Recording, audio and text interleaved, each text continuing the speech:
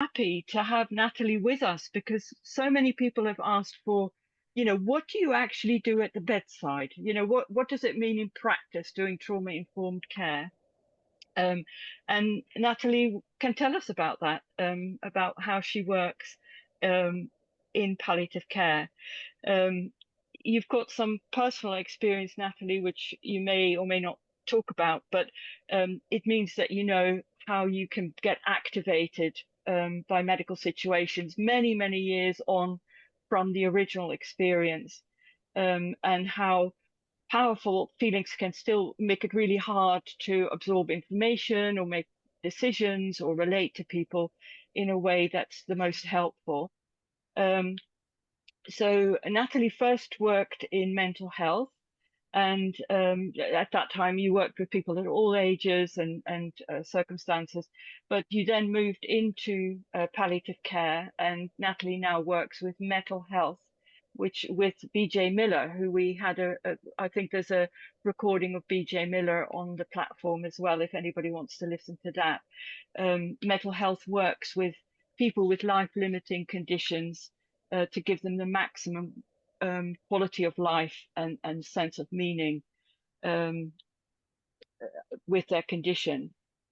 Um, so I understand there aren't many psychosocial OTs even in the States. There certainly I don't know of any. Well, Sarah, you might be like Natalie here, um, and so yeah, your Natalie's focus is very practical, helping people understand why they are responding and reacting the way they are, and how trauma shapes who we are, and how we can hold ourselves, or the people she works with can hold themselves with compassion, and how to manage these challenging healthcare situations. So I think I've said enough. Natalie, over to you. And thank you so much for being here. We really, really appreciate it. It's my pleasure. It was a treat. Thank goodness it was this time of year when it's already light out, walking down to my office to join you all. I stopped and got my matcha, and I'm thrilled to be starting my day with you. So I will plan to speak, and I have no issue. In fact, I welcome people unmuting and just saying, "No, I didn't understand that." You can unmute now. We don't hear the dogs. Zoom does an awesome job. I'm happy to hear that or the cough or the sneeze, like we're all in my living room together, like just spending time together. So please feel free. I'm going to be unmuted, folks. Just if the doorbell rings, great that you're alive and well and you have a doorbell. So, please feel free to do that. And then just interrupt me when you don't understand or you want to know more in that moment, then just go ahead. You don't have to have impulse control. Go for it. I'll let you know if I'm not able to get my brain in that space at that time. Okay. I'll take care of myself and you just shout out what you need. That's totally fine by me. Okay. So, like Jeanette said, I have a background in serving people impacted by trauma. And my work began in this area shortly after September 11th of 2001 when I was living in New York City and was serving young people and their families who were very quickly um, safeguarded and moved to different parts of Manhattan when there was an attack on the World Trade Center in downtown Manhattan in New York City. And thus began my work in serving people impacted by trauma, families, and young people in particular. So, having spent time working with people living with pervasive, compounded symptoms of trauma over a long period of time, and having an increased interest in how that might apply to people accessing the healthcare system on a regular basis. I made the transition from doing direct psychosocial mental health interventions to looking at how people that are frequent flyers with all sorts of healthcare providers, may be presenting with symptoms of trauma, how providers are able to respond, and really serving and supporting those living with chronic, long-term, serious disease or a loved one or caregiving for a loved one, and how symptoms of trauma are coming up, and noticing how little psychoeducation is being offered and how it seems that we're not talking about that enough. And so that's where my work has led me to this point in working in palliative care and bringing along my history and understanding and training and serving people living in trauma. Um, so, as Jeanette said, I'm an occupational therapist. Um, I think about psychotherapists and talk therapists. There's the talk therapy and there's the doing therapy. And so I'm an occupational therapist. I do the doing therapy, as does Sarah. And then with the doing therapy, then it's around skill building as it relates to our mental health. So, what skills is it that we need or that we want to develop as it relates to our processes that are emotional, psychological in nature, spiritual in nature? And we aren't taught, and nor do we maybe necessarily think about it that much. So I want to take the opportunity for us to do that together today. And so I'm going to be saying things that you already know. I'm going to be saying things that you already do.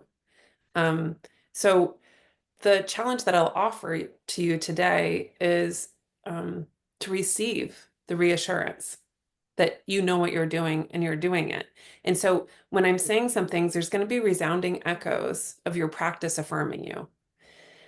This skill I talk about as receiving love and care, receiving the reassurance that you are doing things that are impactful and you know what you're doing. And then there might be other things that are new. And I would encourage you to pick things that resonate with you and pique your interest and something that delights you or that you feel excited by, right? Not all or nothing. Not just like, I'm either going to try all of it that Natalie shared or none of it, right? And challenging and pushing up against that. That's another skill, to not go with either or black or white thinking. So I really support you in both of those ways. Both that you're going to hear me and go, I do that all the time. This is not rocket science. That's true. It's not. And you already do it. Okay. Yeah. Okay, good. I just love seeing your faces. Thank you for having your cameras on. And Danielle and Rachel, I know you can't, and everyone else is representing well for you. So thank you. Um, okay, so first I want to start with a couple ideas that I think about and a perspective that I work from. So there's two of them. The first one is that we're not communicating with a person at their current age and stage of life, ever. Right? Mm. So when we are communicating with someone, or when someone's talking to me, or even right now in this moment, I have infant Natalie, right? I have with me infant Natalie who spent 2 weeks in the NICU in an incubator alone, right? That part of me is with me. 3-year-old Natalie, 7-year-old Natalie, 10-year-old Natalie, 13-year-old Natalie, and on we go. So whenever we're communicating with someone, bedside, in the clinic, anywhere, we are not just communicating with them of their age and stage that they are in currently today. Some people think about how we are actually interacting with representatives, like their representative has shown up, right? But also, how I think about it, and we'll talk about it with people sometimes, is that we have, as humans, we will sometimes do what I just describe as time travel. Something happens and we go and we go back to try to figure out the last time that something like that occurred that has still been unattended to, and all of a sudden we're back at that age and stage. So often when we are interfacing with humans, They very well may be time traveling, and they don't know that they're time traveling. And then they say or do something, and then guess what? Now I'm time traveling. And you have two people that are time traveling, and we're both completely unaware of it. And things can get a little hairy. So all of a sudden, I'm back thinking that my high school English teacher is belittling me when this person has told me that they don't want services or care that day. And then how I respond, then they respond accordingly. And all of a sudden, we're not even Natalie of today and that person of today. So that is a possibility at all times. And so I think about that. A second idea that I think about and try to keep in front of my mind is that we are always at risk of sending the following message. My comfort is more important than your reality. Becky's nodding big time. Comfort and reality is something that we can think about, something that we can take on as a challenge. Am I prioritizing my comfort, unable to hear your reality, unwilling to sit in your reality due to my level of comfort? There might be a reality that I'm hoping for you to be able to sit in, but you are demanding to be comfortable. And can I be okay with that? So it's not just one-sided or black and white or one right way, but there is an ongoing struggle often for all of us. Where are we sitting with comfort? Where are we sitting with reality? Is someone's comfort more important than another person's reality? And where do I fall in that dynamic? And where do I want to be if I'm in a professional capacity, in a personal capacity, right? Professionally, how can we check ourselves on our comfort? I'm not saying give up all boundaries, be boundaryless. No, not at all. Where is my level of comfort? And is that impeding me from sitting with the depths of the pain of someone else's reality? Okay, so those are just two ideas that I currently have been really leaning into and thinking about, and want to share with you all. As a result of these ideas, in an effort to navigate this all, we need skills. So skills are built, they're not achieved. It's a dynamic process, and skills are developing and always developing. So I have three that I want to bring to the table and share with you all. Three things that we can challenge ourselves to do. In the doing of them, we're building all sorts of skills. So I'll be totally transparent and share some ideas from my perspective, and then you surely will have other ideas. So I had the opportunity to work alongside a man named Maurice Harper for more than a decade. And in the context in which we were working, he implemented the 90-second rule. And we worked together to develop a culture where everyone coming into the building and the space in which we were working could have a sense of what the culture would be like. And we needed it to be different than the outside world. The outside world was doing its work on the people that we were serving, and we needed to do it differently.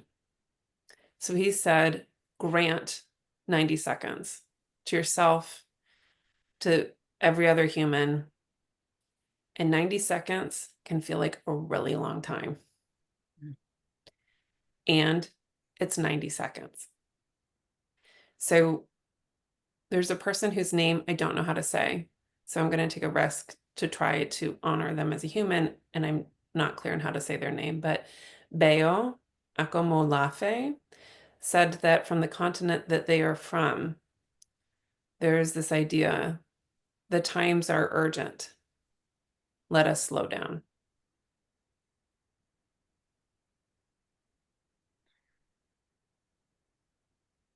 If when someone asks us what we think for our opinion, when we're in the middle of decision making or judgment, when someone says, I need a minute, when we can offer, do you need a minute?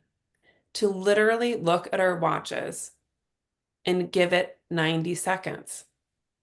I don't know what is going to happen. I don't know what will change, but something will have changed. And so often when we need something to change,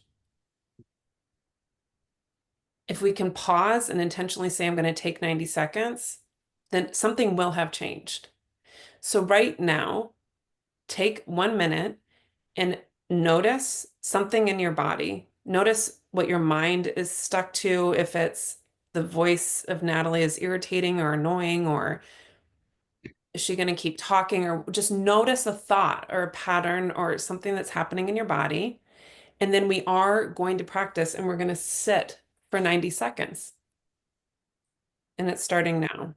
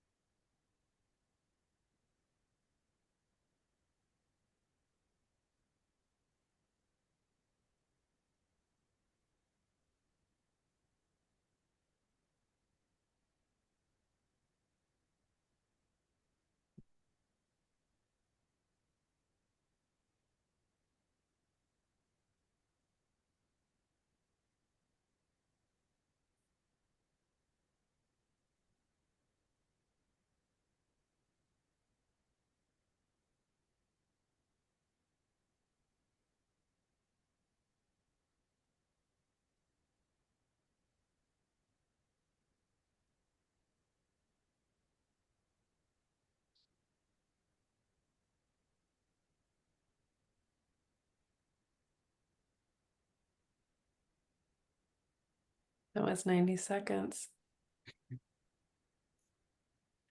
How was that for people? Unbearable for anyone? No, really. What changed? What'd you notice? Well, for me, I quite liked it actually. It was quite peaceful. Um, I noticed I had a bit of a sore neck, so I sat up a bit straighter. So I had a change. Yeah. You noticed your neck was sore and then Hmm. you took care of yourself. Yeah. Yeah. What else? I slowed down. Everything just kind of calmed itself down. Mhm. Quite happy sitting here for the next however long. Yeah. Unhurried, I suppose, is what I am now. Mm. Whereas I was I the think opposite, and I was thinking, right, where are the kids? Who am I picking up at what time, and what we having for tea tonight? Mm. Mm-hmm. Mm-hmm. and I think for me I could notice the younger me being very present. So yeah. Oh. Uh, some of what you were talking about and linking back to early childhood is activating for me, which is fine. But yeah, I noticed that. Mm. I think Danielle brings up a point too, why some people don't want to stop and slow down. Because if they did, right? Danielle is here if I keep talking. Like people that are juggling a lot on their plates, if they just can stay engaged, right? Then it's the quiet actually is just becomes overwhelming sometimes. And for other people, noticing,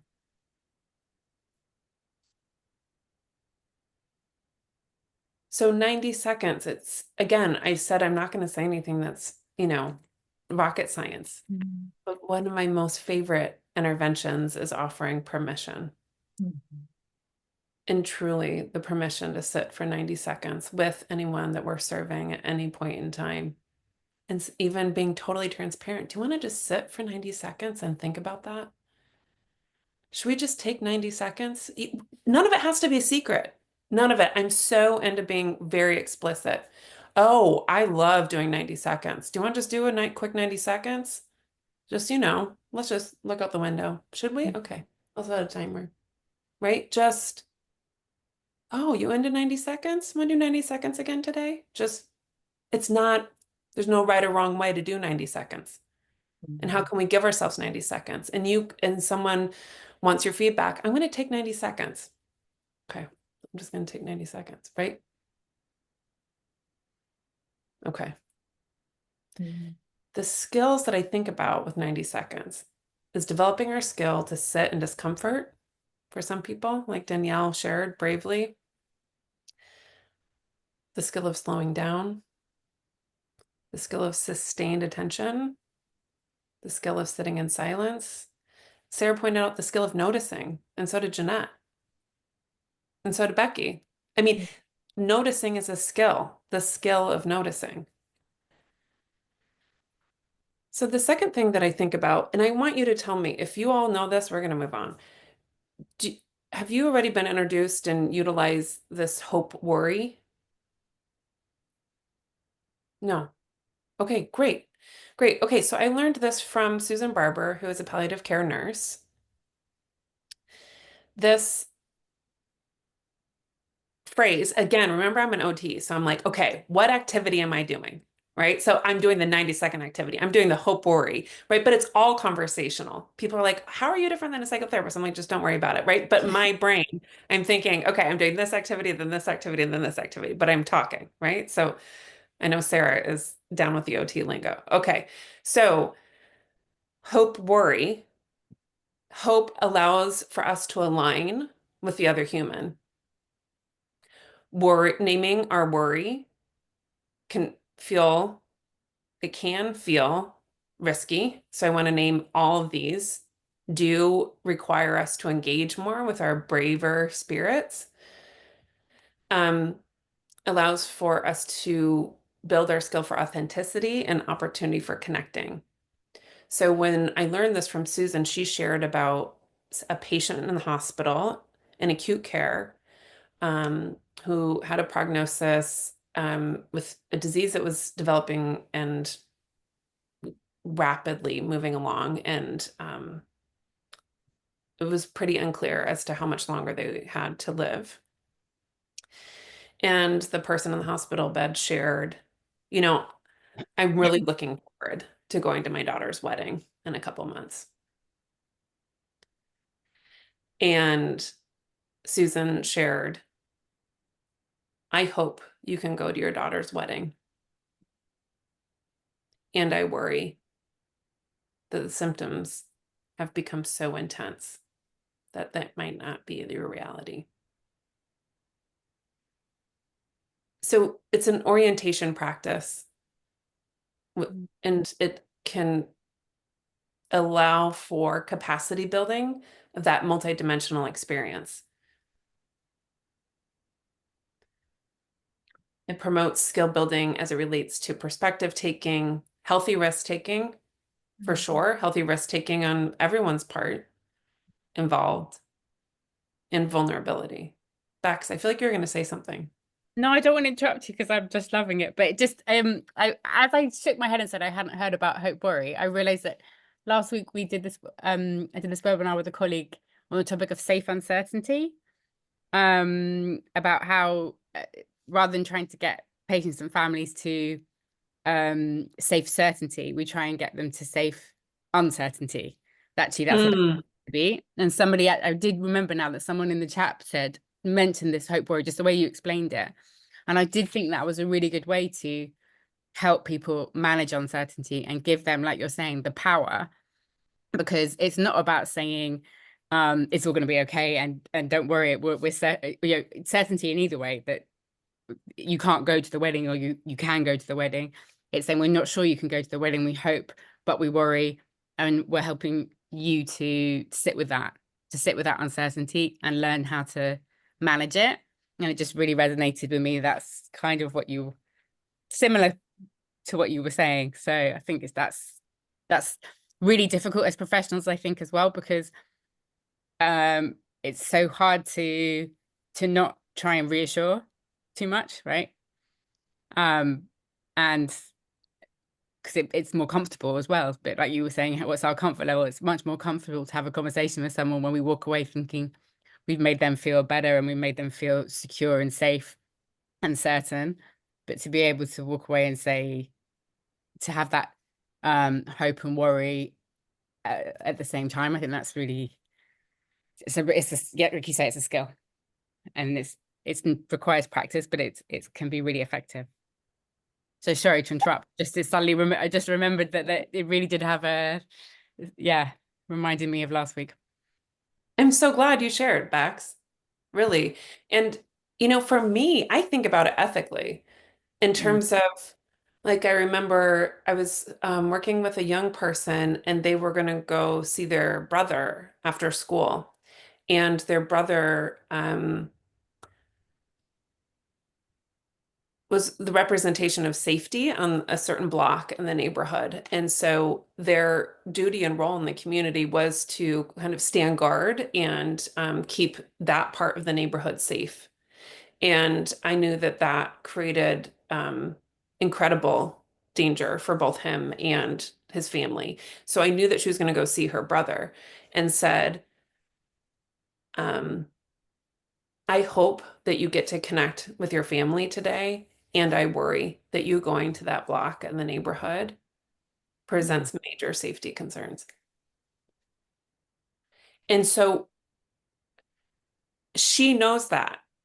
I mean, she knows, right? And that person knew that they might not make it to their daughter's wedding. But what weighs on our hearts ethically in terms of naming the risk, and someone saying they never told me? No adult ever expressed concern that I was going to go to that block. All the adults just turned their eyes away from the fact that that's what my family did for work in the neighborhood, was to keep people safe. And no adult ever mentioned it and expressed concern for me. And I'm not saying, please don't go, beg her and explain that it's dangerous, saying, I worry, and I worry about you. And I remember saying, Natalie, it's okay. Don't worry. You'll see me tomorrow. Okay. Okay. Right? And it's not all about me. I too hope that she gets to connect with her brother and have time. And I worry. And that both things are true. And how can we build our capacity for actually holding both things at the same time? I regard you as a human being. You know, and I'm in connection to you. Both things are true.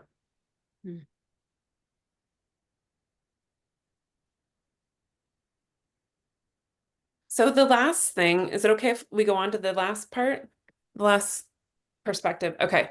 So when I was working with Maurice Harper, and we started mental health services for the young people in the city of San Francisco, there's a school district in the city of San Francisco. And then if you are expelled from the school district, then you go to the county school. And so these are all young people living in trauma as a result of being rejected, living a life that does not allow for them to consistently show up to school, to be able to access education.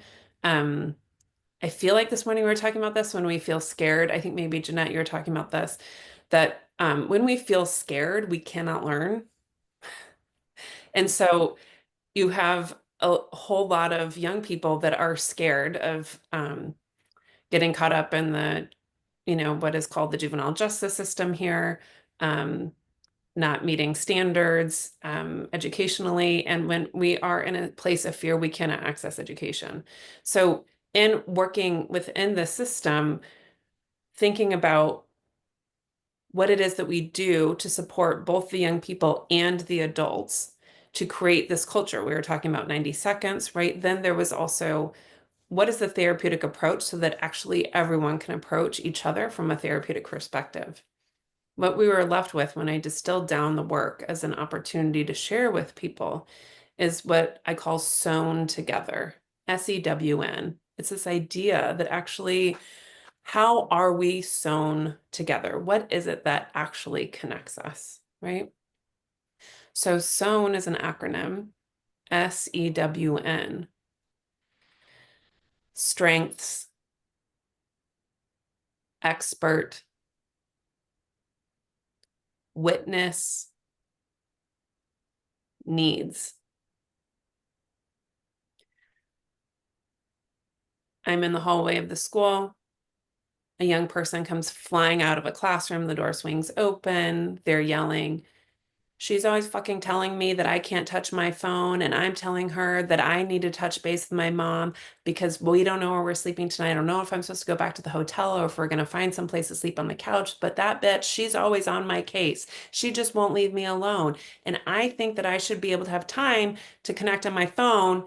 And so then I say, you're self-aware, you know what you need, you have boundaries. I'm naming strengths. Right? This person is yelling at a high volume, and I just named strengths. You're resilient, expert. I say, you know that that's not okay to talk to you like that. You're the expert, right? They are the expert, whatever it is. You know that the teacher shouldn't be talking to you like that. You know that every day you need to check in with your mom to know where you're sleeping at night. You know what the pattern is, allowing for them to be the expert. They say, yeah, but she said that phones aren't allowed, but I need to have an exception to the rule. So then, witness, you need to have an exception to the rule. With witnessing, repetition is kind. We do not need to come up with new words. We don't need to come up with fancier words. I discourage it. I encourage us using the exact words. And if the exact words were that was fucked up what they did, and you say that was fucked up what they did, and you repeat exactly. You don't need to be different in order for me to hear you. You don't need to not use certain language in order for me to believe you and hear you. That was fucked up what they did. I'm so sorry. So witnessing, repeating exactly what people say allows for us to also stay oriented to the person. A lot of times we go, what am I supposed to say? They said the F word. Do I even repeat that? That might mean that I also think that they're fucked up. And guess where I am? I'm over here when I'm meant to be over here with you. This has nothing to do with me. I am supposed to continue to reorient to you. When people are living in trauma, people are not narrating their experience, and it is being demanded of them to orient to someone else. People that are engaging with the healthcare system at a high rate, there is the demand that we are oriented to the healthcare system, to the system itself, not to them. Someone else knows better. They know what my symptoms mean. They'll know that my stomach hasn't been hurting. My stomach has been hurting, and I know it's from the medicine, and I need to try something different. The system demands. It's not the humans in the system. I'm a human in the system working in healthcare. It is that the system is set up as such that it's disorienting. So we narrate, we witness and use the exact words. We name strengths. You're resourceful. You're resourceful. You knew that you would get space in the hallway. You needed space. And then we name needs. You needed space. You needed time. What? Impulse control, another strength. You said you wanted to flip the desk. You didn't flip the desk. What? Judgment. With strengths, I'm going to even go in harder. I would encourage us all to not quantify. You're so smart. You're very communicative. It's a way to pad the reality. Straight. You're an assertive communicator. You're smart. When we do so, very, a lot, it's just distracting. When we're in a place of trauma, just shoot it straight. Give it to me really straight. You're resourceful. You're kind. You're generous. You're thoughtful. Expert. You know it's not okay to talk to you like that. You are deserving of medicine. It is time for a refill on your meds. All expert, everything. Witness, just repeat exactly what they say, and then needs. Either they're like, I need you to shut up. And you say, you need me to shut up. Done. Right? Or there's a lot of words.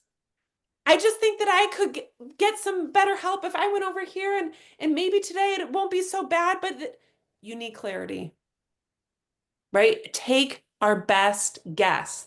The best news is when we are brave, the vibe is bravery. And what happens is people will talk back. No, I don't need clarity. I need change now. Oh, you need change now. Got it. When I'm brave and I take a leap and I guess what the need is based on my best judgment, based on this interaction right now, I've said things like, you're brave. I'm not brave. I'm just fighting to stay alive. You're fighting to stay alive. Got it. Right? But I go out first. I put my neck out first. I name a strength. I name a need. People will always clarify. I will say, you're mad, witnessing. You're mad at how the teacher responded. I've had someone say, I'm not mad. I'm sad. You're sad. I'm sad. She used to be so kind to me. And just because I came in high yesterday, now she won't even give me any respect. So people will correct us. When it comes to needs, there is messaging that it's not okay to have needs. We all have needs. We all have a ton of needs at every moment. It gets hairy and very tricky when there's unchecked needs. They will come out sideways, which takes us back to my comfort is more important than your reality. If my priority as a provider is around my need to be comfortable, then how does that impact my care? It will come out sideways. I will try to get comfortable when working with someone when I'm not aware. Sarah said my neck was stiff. Then I sat up. If I need to be comfortable, I will try to find it in the other person when it's actually on me to realize my neck is stiff. I need to move. Now I can hear about the pain and suffering that you're in. There's not just one way to get the need met. Sarah could have done a bunch of things. Her neck was hurting. She could have reached up and touched it. She could have moved into a different chair. She could have stood up. We think there's one way to get the need met. There is not. We are more creative than that. But us knowing what it is that we need and helping those that we're serving to identify what they need can keep us all safer and help us not perpetuate the cycle of compounded trauma, vicarious trauma, secondary trauma, ongoing repeat.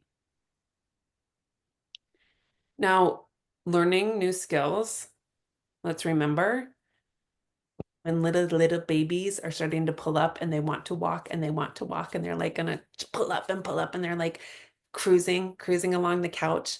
And oh my God, these little babies, they're so freaking brave, right? Oh my gosh, how are they gonna fall? They're gonna clock themselves. And at no point are we like, run, just let go, just run now. And we're never hurrying them. Oh, you took one step and you fell on your bottom. Yay! And everyone erupts and claps and applauds. Yet when we're building new skills, we're like, we totally screwed it up. I didn't do it totally perfectly right from the get-go. It's a brand new skill. We're cruising alongside on the couch. And we're going to take one step and we're going to fall on our butt. And then we're going to just try it again. We're going to try it again. So when we are building new skills, I think about how can we be kind to ourselves?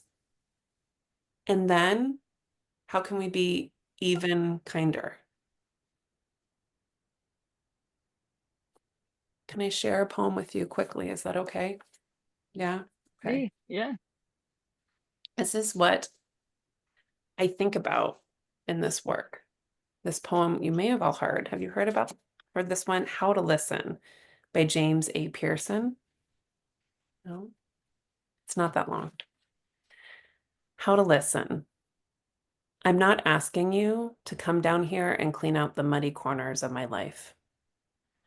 I'm asking you to be a forest where mud and leaves, shadows and light, growth and decay all have their unquestioned belonging. I'm asking you to be an ocean where even great storms don't trouble the depths, and each tear is welcomed as a homecoming. I'm asking you to be as spacious as the vast darkness behind this sky, which will never be afraid of what I do or don't choose. I'm not asking you to hold me together. I'm asking you to open so wide, there's room for all the ways I come apart.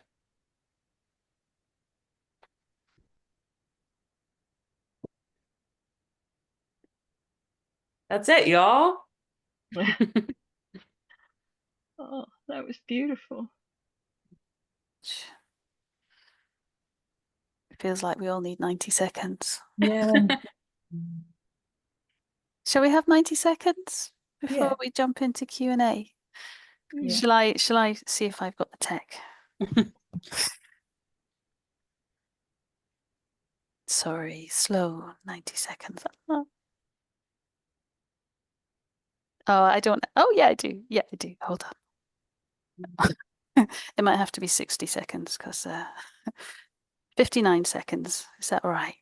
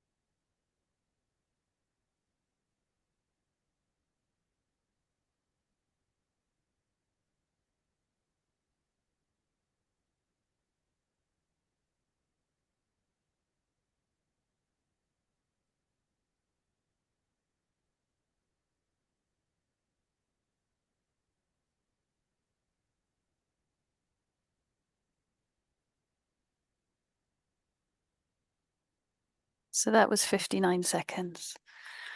Oh, thank you so much, Natalie. I feel like I could just listen to you for hours. Yeah. It's just my heart, it just feels so warm and open. It's just such a delight, you know, the kind of affirmation and validation of what I know and the newness, like, and the freshness of so much, like, don't quantify, sown. There's just so much to digest. I really appreciate it. Does anyone have any questions? Rebecca does. Yeah. So yeah, I think for me, like the quantifying thing, I love that. That's like something I feel I can do straight away. But and not just professionally, just personally as well. It just really resonated. That's so true. I really loved that.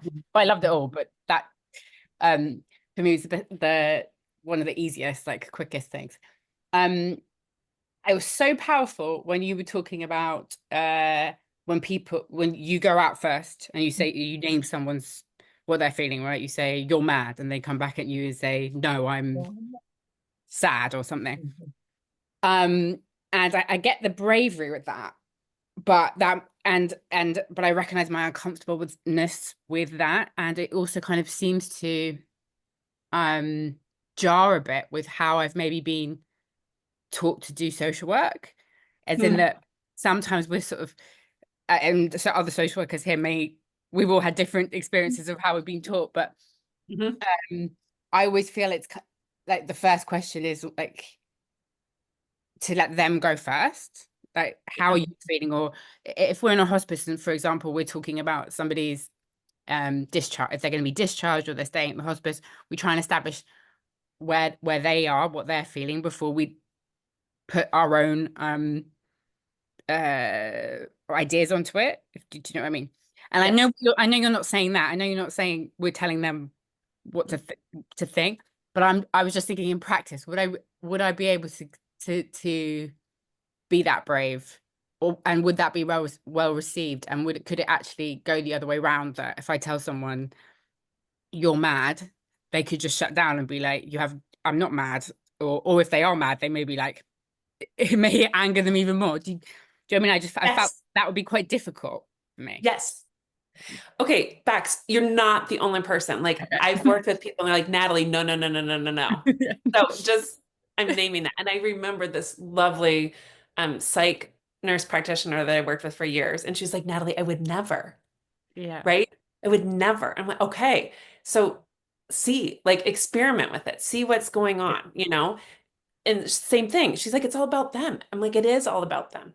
And when someone is saying, but I just don't know about the stairs. And what if the bed is there and there's not enough room, and then my husband can't get around the bed, and then it's time for me to have some soup, but it could be too hot, and then the angle of it, right? And this is the dialogue. And you say, you're feeling nervous. Yeah. Or no, it's just logistics. Okay, it's just logistics. And then we have more information. Also, we need to logistically get the bed in a spot where you can safely eat your hot soup. Got it. Okay, right? So people that are not ready to sit with their tenderness, right? Or she's like, I really was just thinking logically. You say, oh, I got it wrong. Right? It's a matter of logistics. Okay, let's figure out where the bed could go. Okay, so in the discharge plan, where is the bed going to be so you can eat soup safely? That is what it's at top of mind. Right? And so I think about it as language, in terms of if anyone speaks more than one language, or even if they greet anyone in the neighborhood or in the community in another language, right? You like walk up to each other and you're like, hola, oh, hola, ¿cómo estás? And it's like, is that all you know? Is like, good morning, how are you? And then bien, you said, oh, right, okay. But like, are we, oh, I'm good. Oh, okay, we're back to English, right?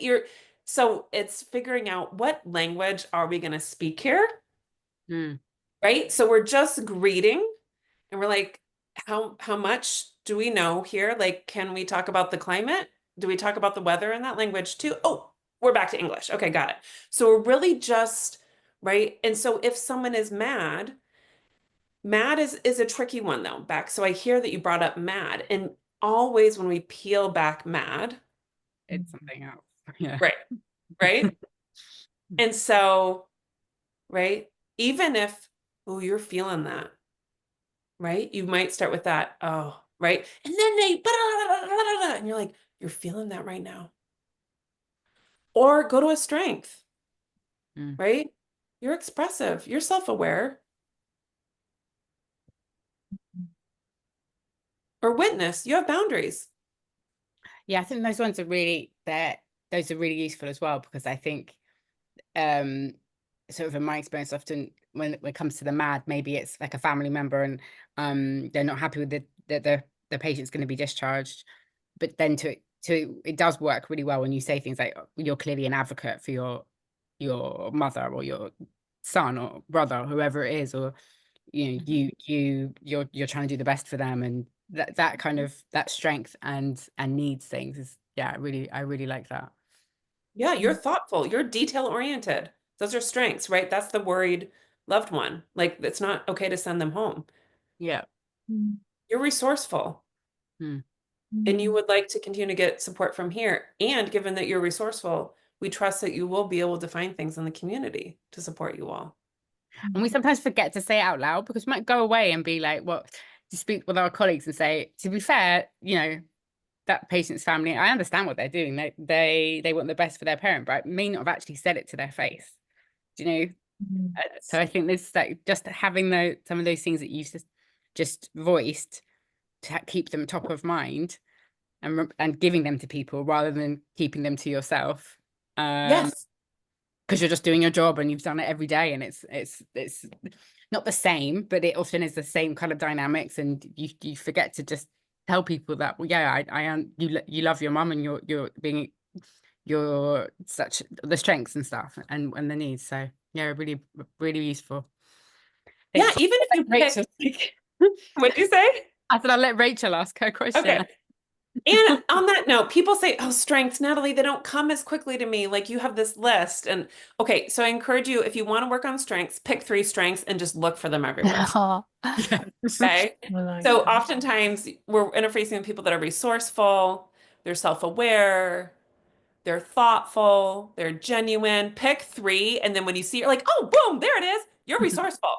You're like, Yeah. did it, nailed it. And they're like, oh, or you're generous, or yeah. So pick 3 strengths, right? Pick 3 of your favorite and then just look for them everywhere. I like that. Okay. Rachel. Rachel.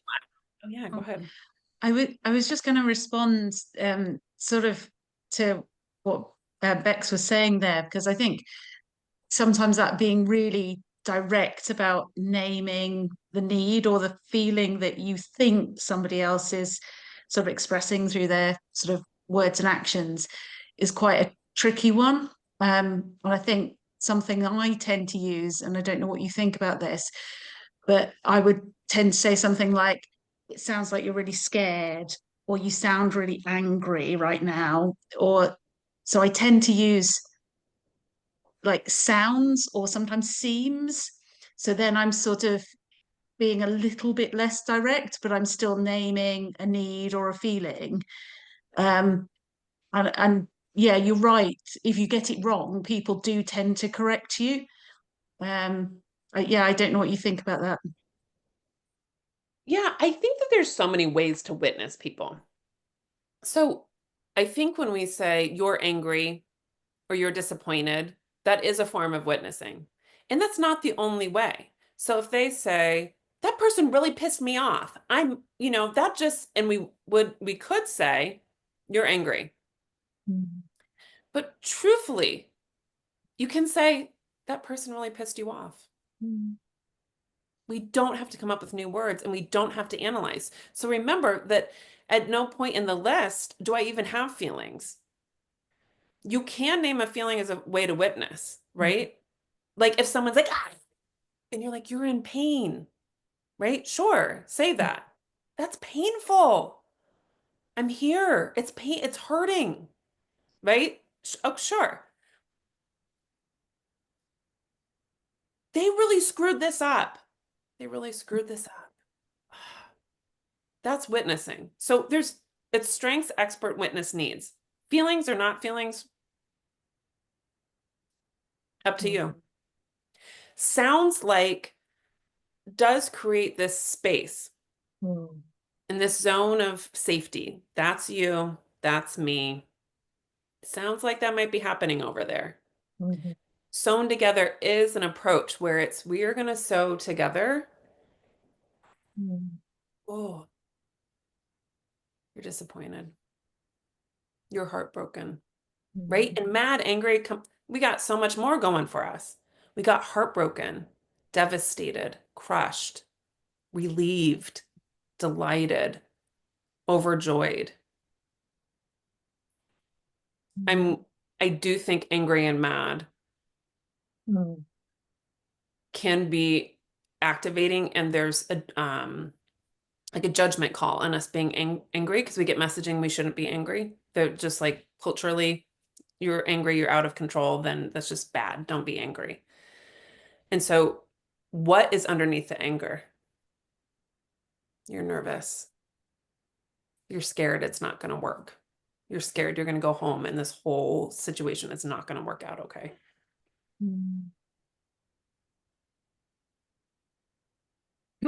I don't want to. Sorry. No, I please. was going to jump back in. I don't know. I think maybe there's a cultural aspect around kind of Britishness. And yeah, I hear what you're saying about the sounds like, seems like, does create a bit of distance. But maybe, I don't know, I'm wondering whether culturally, actually, that's something that is more comfortable for us in the UK. I don't know. I could be wrong there. I wondered that. Oh, well, Rachel, no. So people in the United States say the same exact thing to me, Rachel. Really? You're so spot on. Like, no, everyone says, Natalie, I want to say it sounds like so. And I will also name that my British friend always talks about that I bring out her inner American. So Rachel, of course there's a cultural thing happening here. Like, of course. And that is just, I think it's real and how we are trained as mental health clinicians too. And no one has to be naming anyone's feelings. I take that off the, like, no, we don't have to at all. And yes, and if there's someone you feel more comfortable with, try it. Just if you want to, if it feels like you want to experiment with it, you can try it. And you can start with, you're delighted, you're relieved, you're excited that your loved one is coming to visit you today, right? And see how it goes. If they're like, no, I'm not excited. And you're like, okay, culturally, yeah, Natalie, told you. Doesn't go well. I just wanted to jump in on this exploration. So I really feel the safety of that buffer that kind of you were speaking to. You know, there's like a part of me that's kind of tentative, like I don't want to get it wrong. So I don't like step forward, like, oh, it sounds like, it feels like I say that.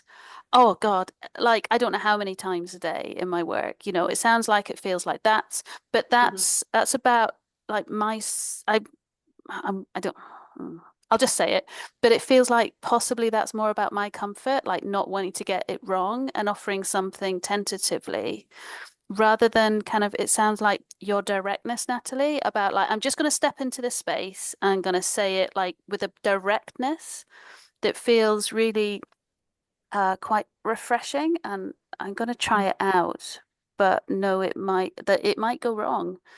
But it does feel like in that moment, like sometimes, you know, like, you know, when someone's kind of in a heightened state and someone comes in really calm.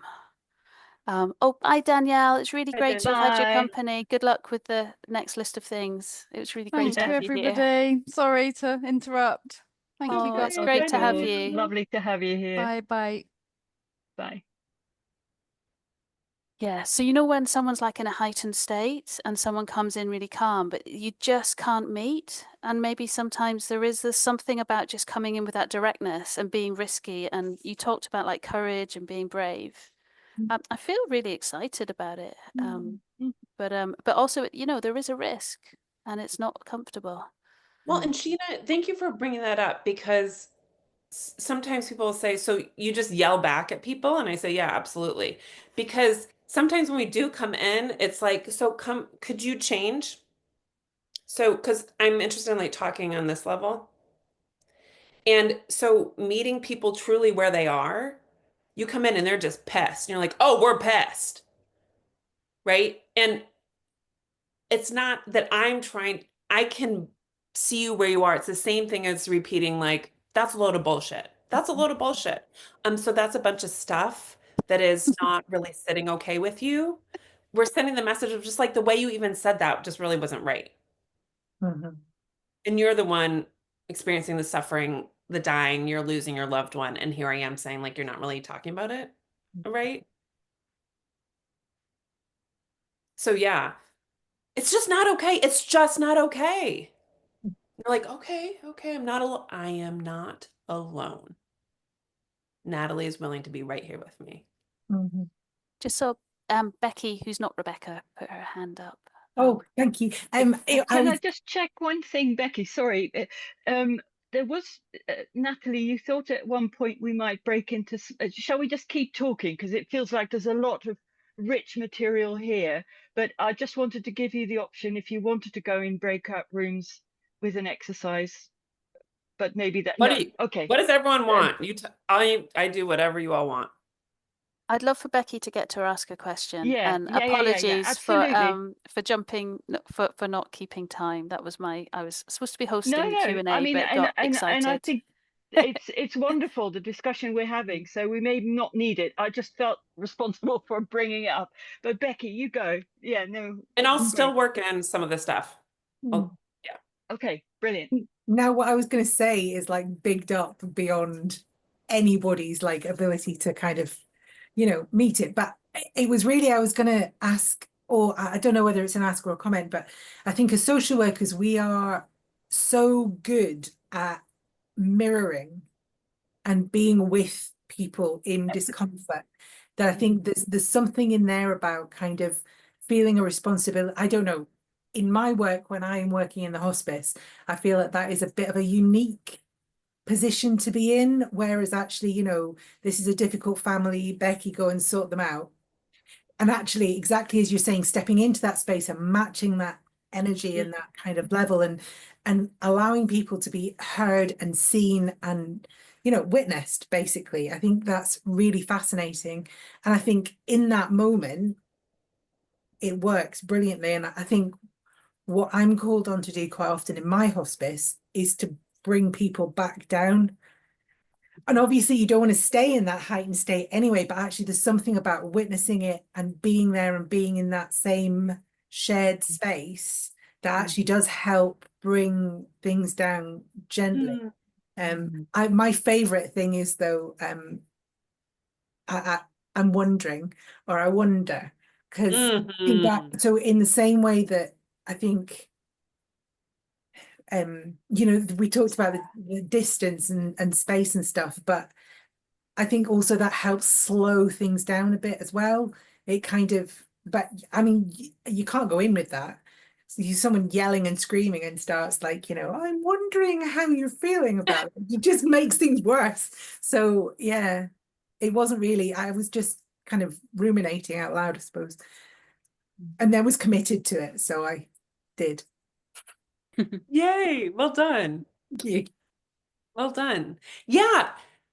So I think about this idea, okay, someone falls, like bone sticking out of flesh, right? They go into the emergency department and you're like, okay, I definitely just like bone is broken. Okay, bone is broken right here. Okay, you see it? And they're like, let's start with taking your temperature. You know what? Yeah. I'm going to get a urine sample. Let's start with that. Let's do a little workup on your urine as they're like bleeding and the bone is sticking out. And so sometimes we go into rooms and we're like, let's start with the temp. Shall we? Like this family, can we get a urine sample? And they're yelling at each other. And we're like, why? I'm sorry, urine sample now. And there's blood and the bone is sticking out. That would never happen. And why? When we go in as providers and what we have to use are our words, do we do that? We wouldn't do that physically, but emotionally, psychologically, and spiritually, we will do that. Yeah. And you leave the patient going, am I nuts? Do you see the bone? And we're doing that psychologically. Why? That's not okay. Medical trauma then commences if it hasn't already, and then we start doubling down, and then you got people time traveling, and then where do you go from there? Just because we refuse to say, oh, the nurse just did wrong by you. You don't like that nurse. That nurse is not hearing you out. Right? I didn't just say my colleague totally sucks. She should totally be fired. I didn't say that. The nurse is not doing right by you. Oh.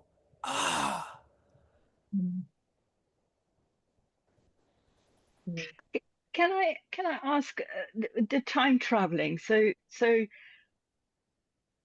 is what the way that you're describing working, is that a way of stopping people time traveling, or is it, or bringing them back, or would you relate to them in that early phase? Because sometimes you need the person to come into the present to make decisions. Yes. So yes to all the above. Yes, it's an attempt to not time travel. It's an attempt to be like, we are right here. So sometimes I'll say, here you are, a 16-year-old in your junior year in high school. It's 9:10 a.m. on a Tuesday in May, 3 weeks away from graduation. I'll say stuff like that to try to get us to here. Here we are on Tuesday morning. We're in the middle of deciding the discharge plan. Your mom is lying in bed. It is May of 2025, right? We've just passed the flowers have just bloomed outside. So really literally orienting and then even saying, and sometimes what happens is it reminds us of every other time we've had a family member being discharged from the hospital. and just mention time travel as possible. So sometimes we're not even here with this present moment because we think about the time that we were discharged from the hospital, when our other loved ones were, who knows? We don't have to know the history. So I work with people all the time. I've met them in this moment and I work with them and I never see them again. Right? So I used to go into juvenile hall. I would work with young girls that are detained and held for an incredible amount of time. I would walk in and meet them one time and work with them. And I would say, and this could remind us of any other time when we didn't have access to decide what we want to eat for dinner. Bye, Miles. Bye. Bye. Bye. Thanks so much. Really interesting. I've got to rush. Okay, take care. Nice to meet Lovely you. to see you. Great to meet you. Bye.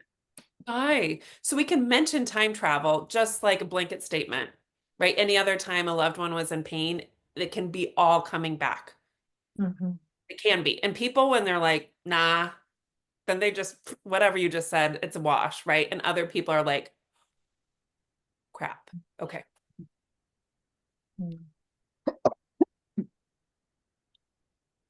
Bex, what were you going to say? Several times ago. No, sorry. No, you can't. I just keep going back to the same thing. You sort of just sort of answered my question, but when you were talking about the example where you said to the person, like, this nurse, you're not feeling this nurse, but you weren't actually saying my colleague is wrong. I mean, from the beginning when you were talking about the witnessing thing, I had this thought, which was, it's so difficult when you're trying to be a professional connecting with someone personally, and you may even agree with them 90% that the hospice hasn't treated them right, their mother shouldn't be discharged, but you're in your professional role, and you know that the hospice has rules and regulations, and this is kind of how it works, and you know the bigger picture. And I've made the mistake. I mean, I'm quite recently qualified as a social worker as a later life choice, so I'm still learning.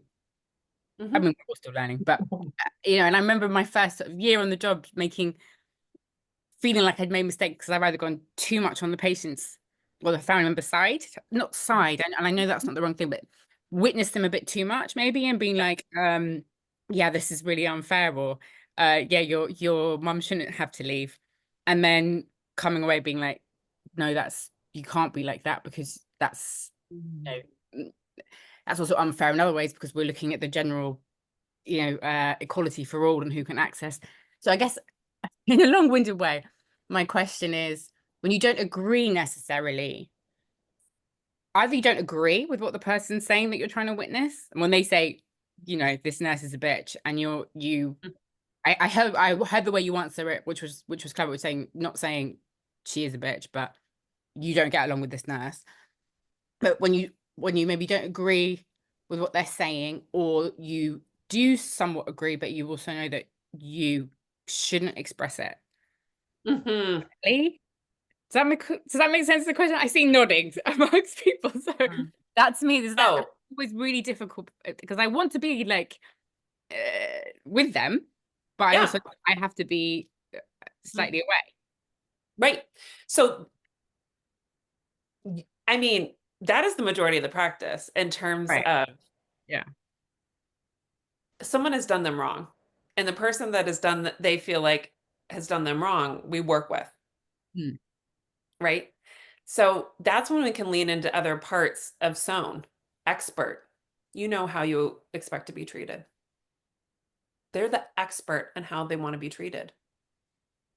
Right. So, and then witnessing, it didn't feel good how she spoke to you. Didn't feel right.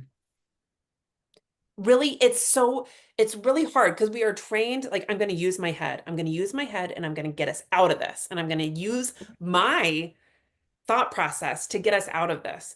And it's a different way of thinking, where it's like, I'm really just going to zone in on you so deeply and lovingly that I can hear what you're saying. It didn't feel good the way she spoke to you. I'm not talking trash about that person. I'm really trying to see. It didn't feel good. I'm sorry. So what, they tell another colleague? Yeah, Bex said it didn't feel good how they spoke to me. That would be the direct repeat of the quote. That's Yeah. true. Natalie or Bex did say it didn't feel good. Right? We're not name calling. We're back in with that person. I am not going to figure it out up here. Going with you. Yeah, I get that. You're the expert. You've been in and out of hospitals how much? Right? You're the expert. You know how you want to be treated.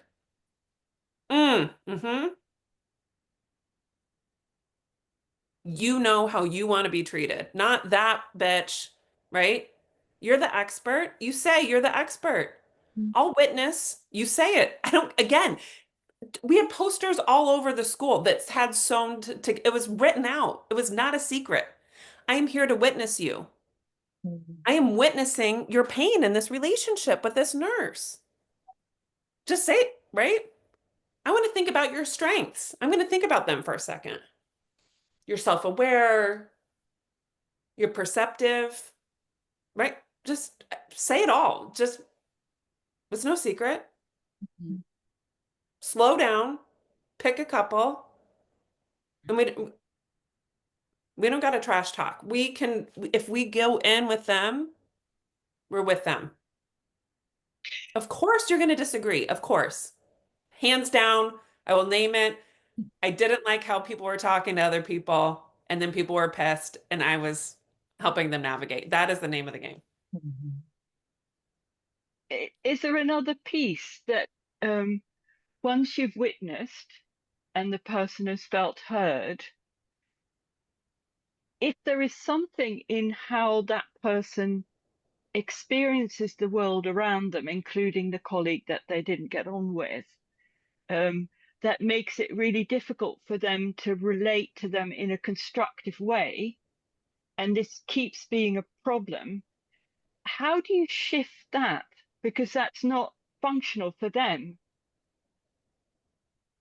What do you need? I need respect. Okay, what does that look like? What do you need? I need time before they wipe my bottom. I need to be told before they're going to turn me. Okay. So you need time and you need to be told. Okay, what else do you need?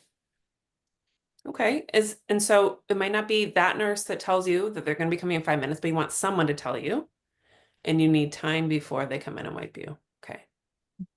So how do you want to let the nurse know that you need that? Want to write a note? Do you want to ask to speak with them? Options. Our job is to think about options. And what is it that you need? What do you need? I need peace of mind. I need agency. Oh, you need agency. So you need to have some type of control in the situation.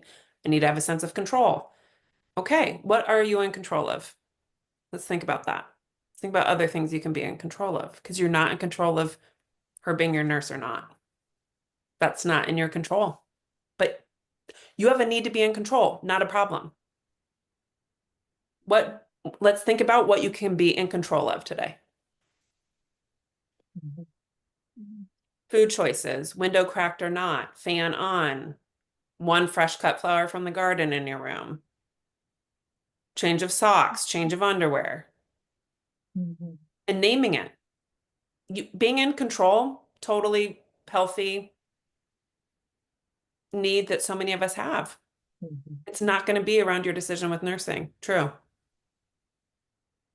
Yeah, I think that control comes up so much in anything you think about trauma-informed care, isn't it? Because especially, and I think especially, well, I don't know, especially, but at the end of life, that lack of control becomes even more, you know, your lack of independence and the control you have over your body and your decisions slowly, bit by bit goes. And if you've had past trauma where control was an issue, or control was, you know, part of that trauma or lack of control. Yeah. Yeah, I think that's really key. Wow. Yeah, and this is recorded because I'm going to be watching this like 15 times tomorrow. Just gonna say, and sending it to everybody I know. I've I already know. been planning to share it with all my Yeah, colleagues. Like, I know, I'm everyone, like, you've got to come and watch guys, this. this is it. Oh. I was going to ask at one we said we were only going to record the presentation, but there is so much rich additional teaching in this discussion. I mean, shall we just upload the whole thing? We might Is need there any to ask Sarah and Danielle, who left. yeah. So we could, I guess they're members of the network, so we could reach out to them and see if they would be Yeah. okay with that. Yeah. And if not, we could maybe edit. I don't know if it's possible to edit when they've spoken. I don't know Yeah. if it that much, but yeah. Yeah. Anyway, I'll try and find a way because it feels like it's a whole. It's not just very the rich and exciting. Absolutely. Yeah. And you know yeah. what as well, Natalie, like everyone that we've had amazing speakers, obviously amazing presentations, but often in the feedback or in the group discussions, people are always asking like, okay, great about the theory, but what do I do in practice? Like, how do I go in tomorrow and do something a little, just even a tiny bit different? Or like, what are the tools? And I think this to me has had like the theory and all the behind it, but has also had practical stuff, which I think people on the platform will really appreciate, because then that's what they're looking for. Yeah, I agree. Good. Anyway, I'm so glad. Well, and a part of it too is, how do we all sustain ourselves in the work? And so what I've seen from my experience is this allows for a level of authentic engagement while maintaining healthy boundaries and actually removing the enormous weight that comes through formalized education that I am the expert. That is not sustainable. And I can build skills to have the other human be the expert, and that I serve as a conduit, not the luggage rack.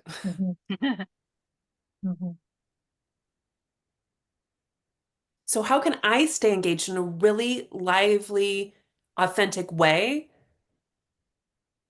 where I can participate fully without it being about me at all? Yeah, the nuance of language and style, given the cultural piece, Rachel, which I appreciate you bringing into, that surely some is lost in translation and in the same language always. So thank you for that. Yeah, but as you say, like potentially there's people of all cultures or backgrounds who might feel like that very direct approach is potentially a little bit uncomfortable. So yeah, I think it's definitely interesting to think about that. Yeah, I mean, you know, you all have a sense of how we roll in the United States. And like even people of many, many, many generations having lived in the United States are like, no, thank you, Natalie. I can see it's very powerful though. It's a very direct and immediate way of getting beside someone and making them feel not alone. And before we start time traveling, right? Orient. So that is, trauma is disorienting and there's no one to narrate it. And that's the problem with trauma, is we are left alone. There was no one in the operating room with me that can now tell me exactly what happened, right? I'm left on my own to try to recall that I have these memories. They're in my body. Someone, wants to send me into a machine and I just lose it, but I have no one to narrate it. So we want to narrate and be and stay oriented with folks as much as we can. And I'm wondering if each of you would be willing to share one thing and self-assign experimental homework and share out one thing that you want to try. So it can be from sewn together. Don't go for all four. Like, don't just like be kind to yourself, pick strengths, expert, witness or needs, or you can pick hope, worry, or 90 seconds. So when we're going to go out into breakout rooms, we're going to do this anyway. We're going to do 90 seconds. Sheena had us do 59 seconds. Beautiful. We're each going to do a hope, worry. So maybe today do a hope, worry. Okay. So a friend calls you up and is like, I didn't even get to have my coffee before I left the house and I just won. And you can say, I hope tomorrow that you can do that. And I worry that tomorrow morning may be just as busy. Okay, so try one hope worry with anyone in your life. And we'll each person pick something from Sown that you want to give attention to moving forward, identifying strengths, allowing for someone else to be the expert, witnessing someone's experience, or helping them identify needs or your own needs. What focus do you want to pick?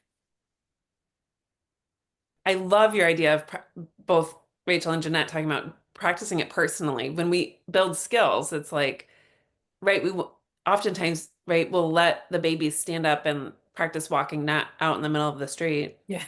Or like in the busy supermarket, like only in the cozy little zone that's safe, right? So I hear you. And one thing personally that we can do is Sown for sure, identify our strengths at the moment, witness and our own experience. Jeanette spoke about this for herself, but the needs. So like Rachel, when we talk about noticing we feel discomfort, then what is it that I need? And I mean, I practice this constantly. I'm like, what do I need? It's not just the toilet. It's like, I need to be heard. I need to be seen. Oh, right. And it's going to come out sideways real quick here. I'm going to snap at someone, right?